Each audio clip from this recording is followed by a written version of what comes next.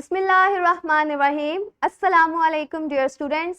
I am your science instructor Miss Aksa Abbas and I welcome you all in grade 7 science class. बच्चों, आज का जो हमारा learning outcome है, हमने कल वाले SLO को ही कंटिन्यू करना है जिसमें हमने डिफरेंट टाइप्स के पैथोजेंस आइडेंटिफाई करने हैं. I hope you have solved your bridging activity. The answers are shown on the screen. You can verify them. आज का जो हमारा फोकस है that is about fungi and protozoa. सबसे पहले हम फंजाई देखेंगे. तो सबसे पहले देखें, mostly fungi are multi cellular.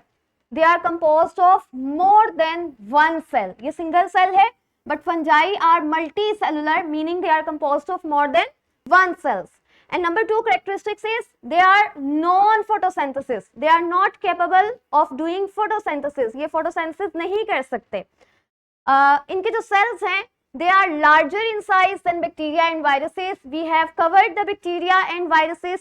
यहाँ पे हमारे पास एक comparison आ रहा है कि जो फंजाई के cells हैं ये बैक्टीरिया से larger है और वायरसेस से भी फंजाई का जो साइज है वो ऑब्वियसली बड़ा है, क्योंकि रिकॉल करें viruses are the smallest disease causing agent. Next हम देखते हैं, हमने देखा कि जनरली फंजाई जो है वो मल्टी सेलुलर है, लेकिन अगर हमारे पास कोई एक्सेप्शन है, कुछ फंजाई ऐसे हैं जो कि यूनिसेलुलर है. अब ऐसे फंजाई जो कि यूनिसेलुलर हो, meaning they are composed of only single cell, बच्चों ऐसे फंजाई को हम नाम देते हैं यीस्ट. ये आपने याद रखना है. अब यहाँ पे आप देखें, ये यीस्ट के सेल्स हैं जिन्होंने कॉलोनी बनाई हुई है, लेकिन अगर हम आइडेंटिफाई करें तो ये एक सिंगल सेल फंजाई का सेल है जिसे हम यीस्ट कह रहे हैं. इनके सेल्स भी कॉम्प्लेक्स हैं. आप डायग्राम में देखें, आपको न्यूक्लियस भी शोन है और आपको माइटोकॉन्ड्रिया भी शोन है.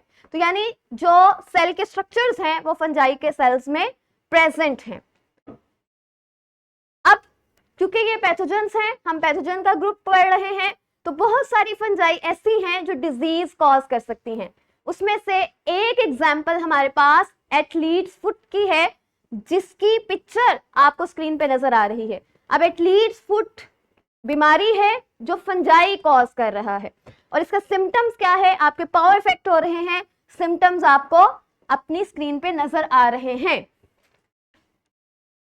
फंजाई जो है वो कुछ डस्ट लाइक पार्टिकल्स अपनी बॉडी से रिलीज करते हैं जिसे हम स्पोर्स कहते हैं. ये देखें, नेक्स्ट हम जिफ में देखते हैं, ये आप देख पा रहे हैं कि ये कुछ पार्टिकल्स हैं जो फंजाई की बॉडी से, ये मशरूम लाइक जो स्ट्रक्चर है, दिस इज फंजाई.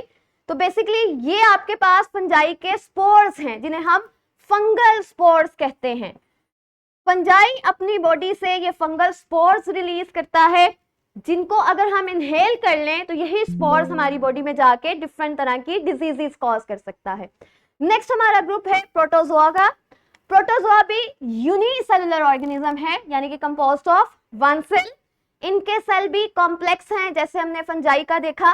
अब they can be found in water, ये वाटर में प्रेजेंट है. They can found in soil, और इंपॉर्टेंट चीज कि ये लिविंग बॉडीज के अंदर रह सकते हैं, जहां हम इनको क्या कहते हैं, पैरासाइट.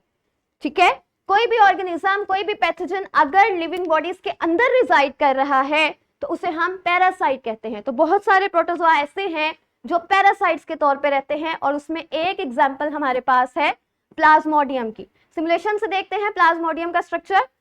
प्लाज्मोडियम, ये देखें, ये आपके पास प्लाज्मोडियम है विच इज अ प्रोटोजोआ. आप इसकी शेप नोट करें. ये वो पैथोजन है जो हमारी बॉडीज में एंटर होके मलेरिया कॉज करता है, राइट, मलेरिया. तो बेसिकली प्लाज्मोडियम प्रोटोजोआ का वो पैथोजन है प्रोटोजोआ ग्रुप का जो हमारी बॉडी में मलेरिया कॉज करता है. तो ये आपने याद रखना है. पीपीटी पर वापस आए. तो बच्चों, हमने प्रोटोजोआ देखे और हमने आज के लेक्चर में फंजाई देखे. For formative check go to the practice book. For thrive again go to the practice book in thrive portion. I hope आपको लेक्चर समझ आया होगा. Thank you very much. अल्लाह हाफिज.